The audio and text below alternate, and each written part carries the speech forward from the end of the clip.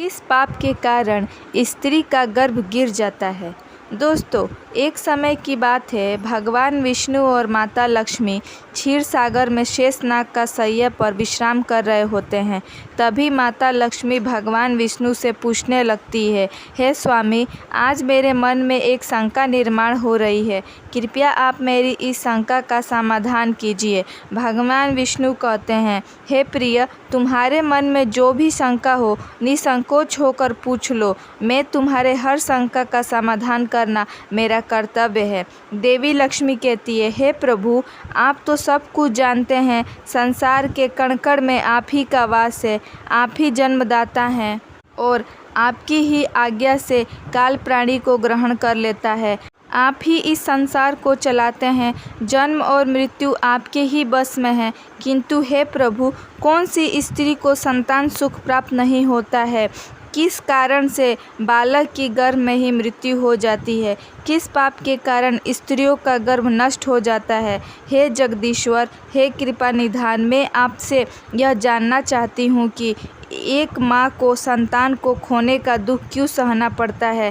कृपया आप मुझे इसका कारण विस्तार से बताइए। इसके पीछे कौन सा रहस्य है? भगवान विष्णु मुस्कुराते हुए कहने लगते हैं, हे देवी, आज आपने उत्तम प्रश्न किया है। आपके इस प्रश्न में संसार के सभी माताओं का कल्याण छिपा हुआ है। हे देवी, यह सत्य है कि कुछ बालकों की गर्भ में ही मृत्यु हो जाती है। स्त्रियों के द्वारा किए गए पाप के कारण ही उनका गर्भ नष्ट हो जाता है। इसीलिए हे देवी, आज मैं तुम्हें एक अत्यंत प्राचीन कथा सुनाता हूँ। इस कथा के माध्यम से तुम्हें तुम्हारे सभी प्रश्नों के उत्तर मिल जाएंगे।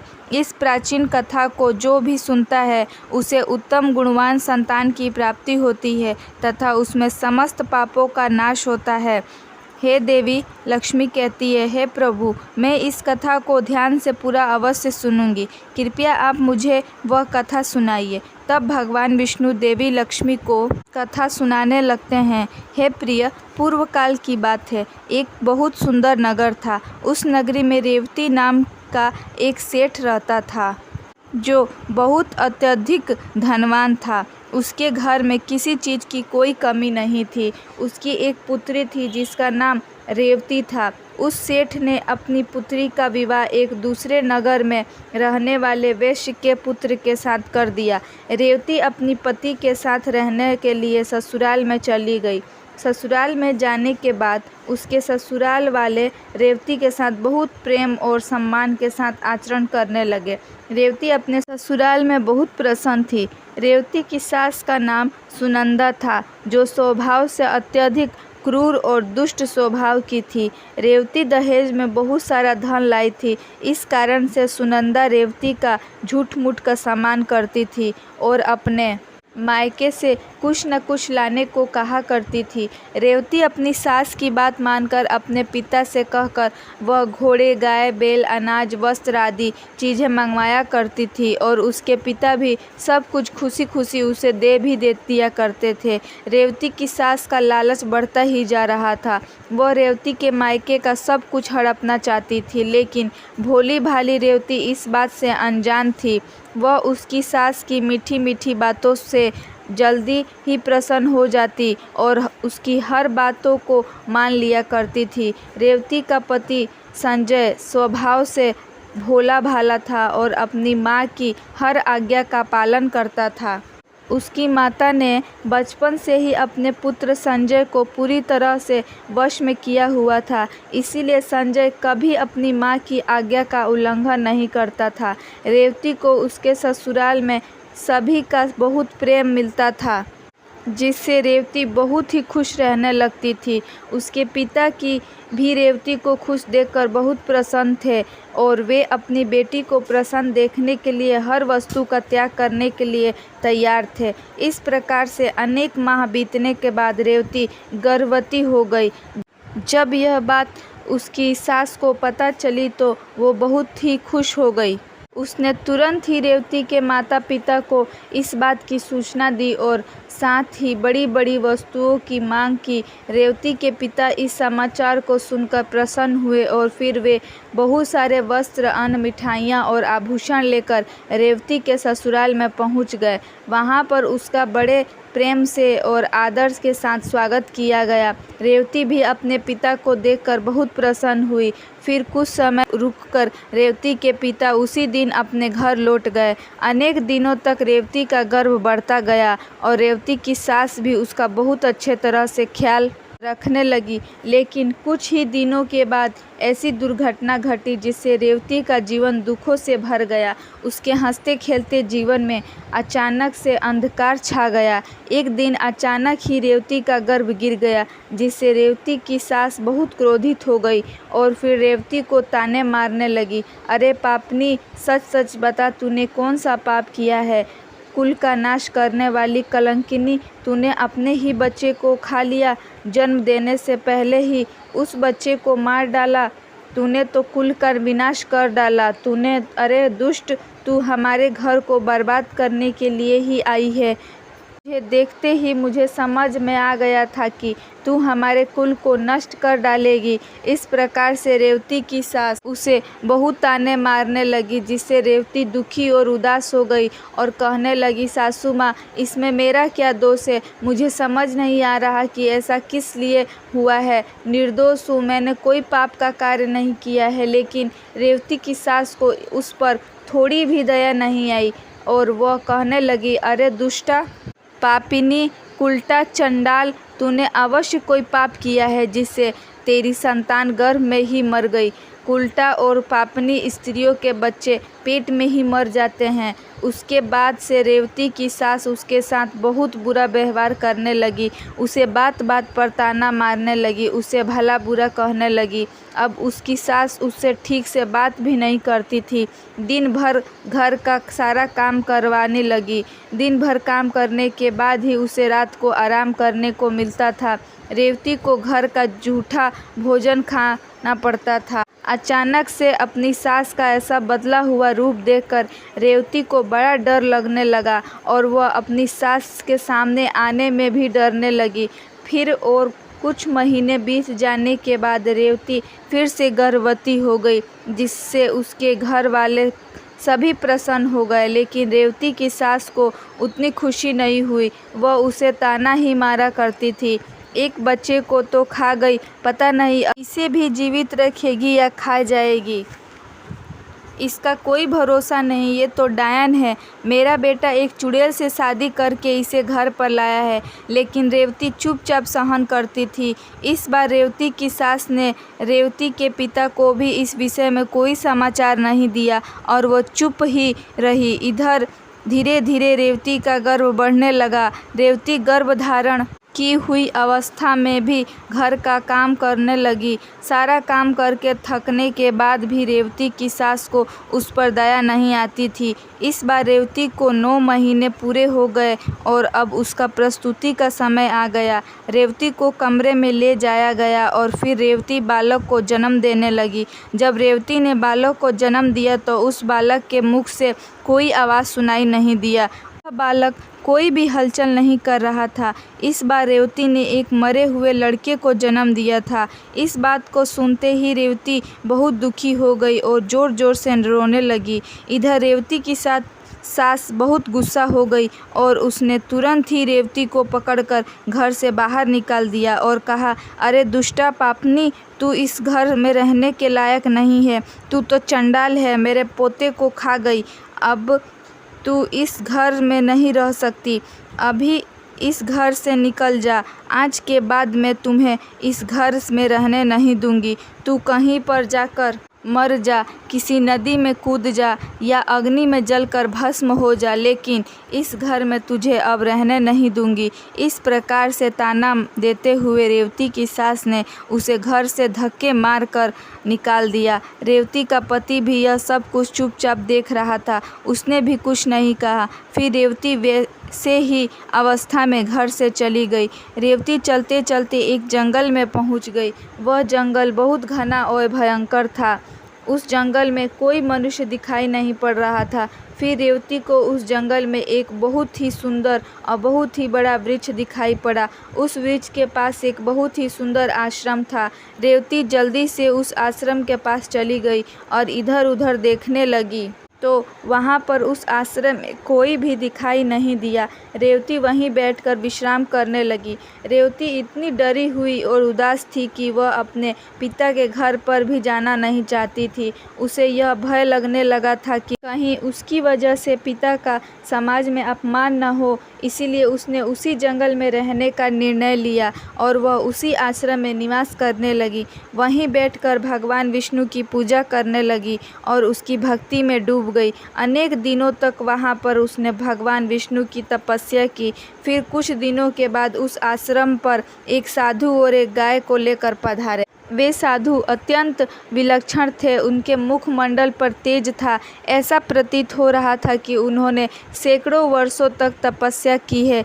जब रेवती उस साधु को देखती है तो बड़ी प्रसन्न होती है और उसका स्वागत करती है और कहती है, पधारिए हे साधु महाराज, आपका स्वागत है। आप कोई पुण्यात्मा दिखाई पड़ रहे हैं। रेवती के ऐसे वचन सुनकर साधु महाराज कहते हैं, हे पुत्री, कौन हो और किस कारण से इस वन में अकेले निवास कर रही हो? यदि कोई गोपनीय बात ना हो तो मुझे सच सच बताओ, तुम यहाँ पर अकेले क्यों रह रही हो? तुम्हारे पति कहाँ पर हैं और तुम्हारे दुख का क्या कारण है?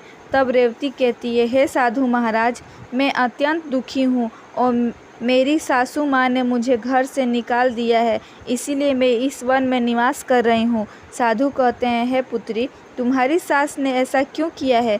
किस कारण से तुम्हें घर से निकाल दिया गया?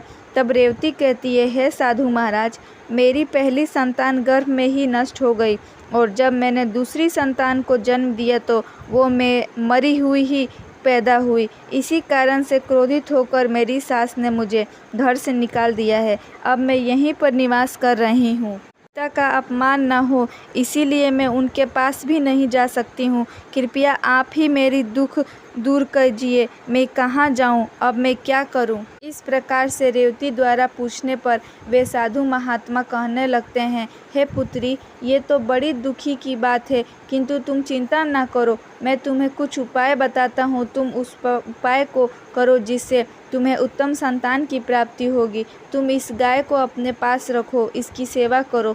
इसकी सेवा करने से तुम्हें उत्तम संतान सुख प्राप्त होगा। अब मैं तुम्हें गर्भ धारण की हुई स्त्री को किन नियमों का पालन करना चाहिए उस विषय में बताता हूँ, इसे तुम ध्यान से सुनो। हे पुत्री, किसी भी स्त्री को मासिक धर्म के दौरान पति के साथ संबंध स्थापित नहीं करना चाहिए और पति को स्पर्श भी नहीं करना चाहिए। इससे संतान गर्भ में ही गिर जाता है। गर्भ धारण की हुई स्त्री को भगवान की पूजा में तत्पर रहना चाहिए। उनके मुख पर सदैव ही प्रसन्नता होनी चाहिए। गर्भ धारण की हुई स्त्री को कभी दुखी और निराशा नहीं रहना चाहिए। उसे बुरे आचरण वाली स्त्री से दूर रहना चाहिए। उससे बातचीत नहीं करनी चाहिए। एक गर्भवती स्त्री को कभी दूसरों के घर का भोजन नहीं करना चाहिए। गर्भिणी स्त्री का सूप की हवा से बचकर रहना चाहिए। सूप की हवा लगने से भी गर्भ का नाश हो जाता है। गर्भ धारण की हुई स्त्री को कभी ऐसी वस्तु के दर्शन नहीं करने चाहिए जिसे देखने पर मन में घृणा निर्माण हो रही हो। भयानक और डरावनी कथाएं भी नहीं सुननी चाहिए। गर्भिणी स्त्री को अत्यंत गर्म भोजन नहीं करना चाहिए। पहले का किया हुआ भोजन जब तक अच्छी तरह से पच नहीं जाता तब तक दोबारा भोजन नहीं करना चाहिए। जिस स्त्री के बच्चे होकर मर जाते हो अथवा जो स्त्री विधवा हो, ऐसी स्त्री से स्पर्श नहीं करना चाहिए। जो भी स्त्री इन नियमों का पालन करती है वह उत्तम पुत्र को प्राप्त करती है। जो स्त्री इन नियमों का पालन नहीं करती है उसका गर्भ गिर जाता है अथवा उसका निरोध हो जाता है। हे पुत्री, अब मैं तुम्हें पुत्र प्राप्ति का उपाय बताता हूँ, उसे ध्यान से सुनो। मासिक धर्म के समय 4 दिनों तक स्त्री को अपने पति के साथ संसर्ग नहीं करना चाहिए। वह चौथे दिन ही शुद्ध होती हैं। 1 सप्ताह के बाद वह देवी देवताओं का पूजन करने के योग्य बनती हैं। संबंध बनाते समय स्त्री और के मन में जैसी कल्पना होगी वैसे ही गर्भ उत्पन्न होगा, उससे संदेह नहीं है। युग्म तिथि वाली रात्रि में सहवास करने से पुत्र होता है और अयुग्मों में सहवास करने से कन्या का जन्म होता है। युग्म तिथि का अर्थ होता है द्वादशी, चतुर्दशी, षष्ठी, अष्टमी, दशमी, और अयुग्म तिथि होती है एकादशी, त्रयोदशी, पंचमी, सप्तमी और नवमी। ऋतुकाल में पहले सप्तम को छोड़कर दूसरे सप्ताह में स्त्रियों को सहवास करना चाहिए। स्त्रियों का ऋतुकाल 16 रात्रियों का होता है। यदि स्त्री मासिक धर्म के बाद 14वीं रात्रि में सहवास करती है तो उस गर्भ से गुणवान, भयवान, भाग्यवान, धनवान और धर्मनिष्ठा पुत्र का जन्म होता है। रथ काल के 5वें दिन स्त्रियों को कहूँ, तीर्थक और धर्म भोजन का परित्याग करके मधुर अर्थात मीठे भोजन करना चाहिए, क्योंकि स्त्रियों की कोख औषधि पात्र होती है और पुरुष का बीज अमृत तुल्य होता है। इसीलिए स्त्रियों को सहवास से पहले तीखा, कड़वा और गर्म भोजन नहीं करना चाहिए। वह साधु कहते हैं कि हे देवी, इस प्रकार से मैंने तुम्हें संतान प्राप्ति के लिए महत्वपूर्ण नियम बताए हैं। तुम इन नियमों का पालन करो, तुम्हें उत्तम संतान सुख प्राप्त होगा। फिर रेवती कहती है, हे मुनिवर, समय पर मेरे पतिदेव मेरे पास नहीं है तो मेरा उनसे मिलन कैसे होगा और किस प्रकार से मुझे संतान सुख प्राप्त होगा। साधु महात्मा कहते हैं, हे पुत्री, तुम अभी से इस गौ माता की सेवा करो, तुम्हारा पति स्वयं चलकर तुम्हारे पास आ जाएगा। इतना कहकर वे साधु महात्मा उस स्थान से चले जाते हैं। उस साधु के बताए अनुसार रेवती नित्य उस गाय की सेवा करने लगती है। रोज सुबह उठकर वो गाय को चारा डालती है और भगवान विष्णु की आराधना करने लगती है। उधर रेवती के पति को सपने में साक्षात भगवान विष्णु आकर उसे दर्शन देते हैं और उसे उसकी पत्नी के पास जाने की आज्ञा देते हैं। रेवती का पति दूसरे दिन जागते ही अपनी पत्नी को खोजता हुआ उस वन में चला जाता है। फिर उसे उस जंगल में एक आश्रम दिखाई पड़ता है तो वह उस आश्रम के पास जाता है तो उसे उसकी पत्नी रेवती दिखाई पड़ती है। वह अपनी पत्नी को देखकर बहुत प्रसन्न हो जाता है। फिर वह भी अपनी पत्नी के साथ उसी वन में निवास करने लगता है। कुछ दिनों के बाद रेवती का रथ काल आता है और वो उस साधु महात्मा के द्वारा बताए हुए नियमों का पालन करते हुए अपने पति के साथ सहवास करती है। उसके पति के मिलने से रेवती पुनः गर्भ धारण कर लेती है और फिर 9 महीने तक वो गर्भ उसके अंदर बढ़ने लगते हैं। फिर 9वें महीने के बाद रेवती को एक अत्यंत सुंदर पुत्र रत्न की प्राप्ति होती है, जिसे पाकर रेवती और उसका पति दोनों बहुत प्रसन्न होते हैं। पुत्र का जन्म होने के बाद तीनों अपने घर चले जाते हैं। उधर रेवती की सास अपने पुत्र को रेवती के साथ एक बच्चे को लेकर आया हुआ देखकर वो बहुत प्रसन्न हो जाती है और उससे पूछती है, हे बहू, यह तुमने कैसे किया? किस कारण से तुम्हारे पुत्र की प्राप्ति हुई? फिर रेवती अपनी सास को सारी हकीकत बता देती है। रेवती की सास को इस बात पर विश्वास नहीं होता तो वह पूछती है कि वह स्थान कहाँ पर है। रेवती अपनी सास को उस स्थान के बारे में बता देती है। फिर दूसरे दिन रेवती की सास चुपचाप अकेले ही उस स्थान पर चली जाती है और उस चमत्कारी साधु की राह देखने लगती है। उसके मन में लालच होता है। वह सोचती है कि जब वे साधु आएंगे तो मैं उनसे कोई अनमोल वस्तु भेंट में मांगूंगी। अनेक दिन बीतने के बाद फिर वो साधु नहीं आता है तो वह बहुत गुस्सा हो जाती है। उसी क्षण उस स्थान से एक राक्षसनी जा रही होती है। जब वो राक्षसनी रेवती की सास को उस आश्रम के पास खड़ा हुआ देखती है तो वह तुरंत उसके पास आती है और कहती है, अरे वाह, आज मेरे लिए इस जंगल में ताज़ा ताज़ा भोजन आया है। इतना कहकर वह राक्षसनी रेवती की सास को मारकर खा जाती है। इधर रेवती अपनी सास की राह देख रही होती है किंतु उसकी सास नहीं मिलती है तो वह अपने पति को अपनी माँ को ढूंढने को लाने के लिए कहती है। रेवती की पति अपने माँ को ढूंढने के लिए जंगल में जाता है तो उसे वहाँ पर उसकी माँ दिखाई नहीं पड़ती है, लेकिन वहाँ पर उसकी माता के कंकाल दिखाई पड़ते हैं, जिसे देखकर वह दुखी मन से घर पर लौट आता है। उन्हें इस एक व्यक्ति के द्वारा पता चलता है कि उस जंगल में एक राक्षसनी का वास था और उसी राक्षसनी ने रेवती की सास को मार डाला। लालच के कारण रेवती की सास को राक्षसनी खा जाती है। फिर रेवती और उसका पति अपने पुत्र के साथ घर पर सुखी जीवन व्यतीत करने लगते हैं। भगवान विष्णु देवी लक्ष्मी से कहते हैं, हे देवी, इस प्रकार से रेवती ने गर्भ धारण के नियमों का पालन किया, जिससे उसे उत्तम संतान की प्राप्ति हुई। देवी लक्ष्मी कहती है, हे प्रभु, जिस बालक की मृत्यु गर्भ में हो जाती है अथवा जन्म के बाद तुरंत मृत्यु होती है, उसकी मुक्ति के लिए क्या उपाय करना चाहिए? भगवान विष्णु कहते हैं, हे प्रिय, तुमने यह उत्तम प्रश्न किया है, इसीलिए तुम अब ध्यान से सुनो। यदि स्त्री का गर्भपात हो जाए अथवा गर्भ में ही बालक की मृत्यु हो जाए तो जितने महीने का वह गर्भ होता है उतने दिनों का सूतक माना जाता है।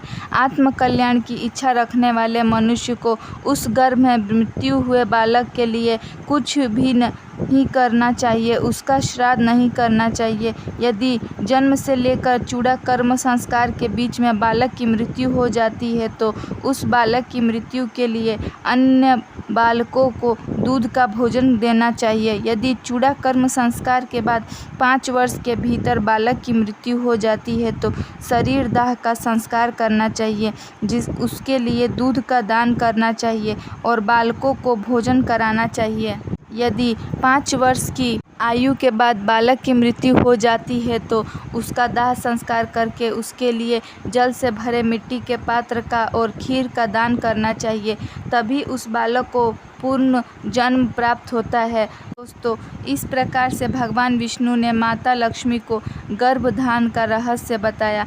उम्मीद है आपको यह कथा पसंद आई होगी। वीडियो को लाइक ज़रूर करें, कमेंट में जय श्री हरि विष्णु अवश्य लिखें, साथ ही चैनल को सब्सक्राइब करें। आप सभी का धन्यवाद।